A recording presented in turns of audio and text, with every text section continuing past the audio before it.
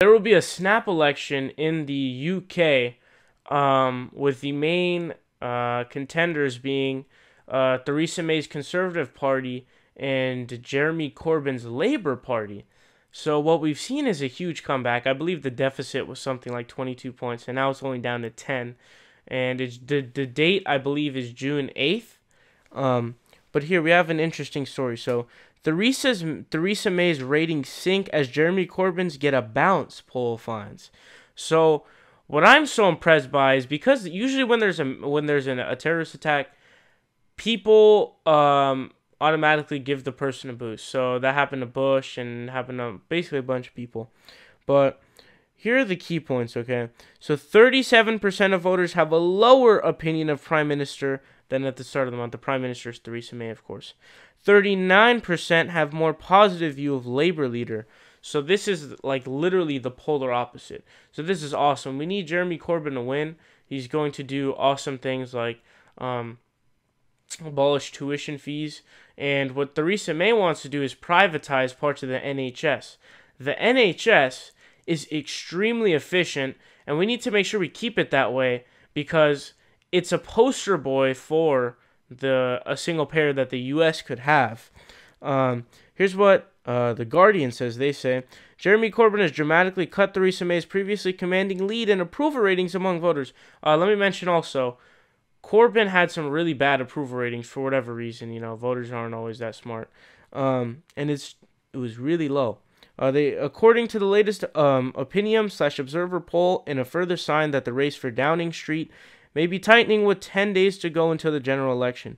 So again, 10 days to go until the general election. What you can do, if you have any friends in the UK, tell them, right?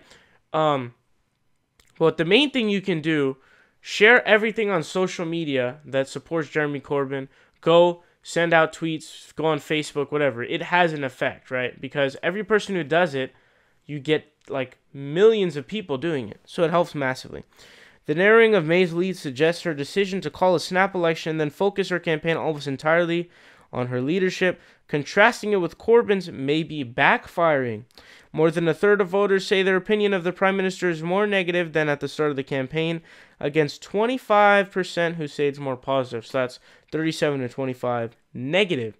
So that's a net negative 12.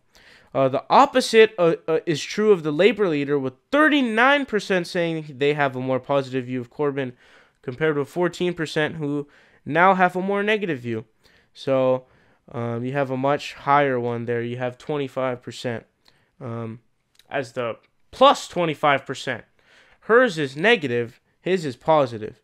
In the middle of April, the Prime Minister had a massive 56-point lead over Corbyn in net approval ratings when the percentage who disapprove is subtracted from those who approve.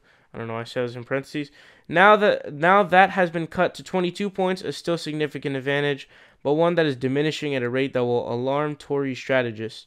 So what's going on right now is the Labour Party is surging, Jeremy Corbyn is surging, Theresa May is dropping, the Conservative Party is dropping. Go out on social media. If you're in the UK, go out, campaign. If you have UK friends, tell them, vote Corbyn, do everything you can. Go door to door, phone bank, whatever you can. Go on social media. A big thing that you can do from anywhere. Go on social media. Tweet out things that support Corbyn. Tweet out things that don't support Theresa May, etc., etc. Do it. Go. We need Corbyn to win. This is extremely important. If we can get a Corbyn win, it will be extremely symbolic for the rest of the world. What's up, guys? It's Sahil here. You guys are watching The Progressive Voice.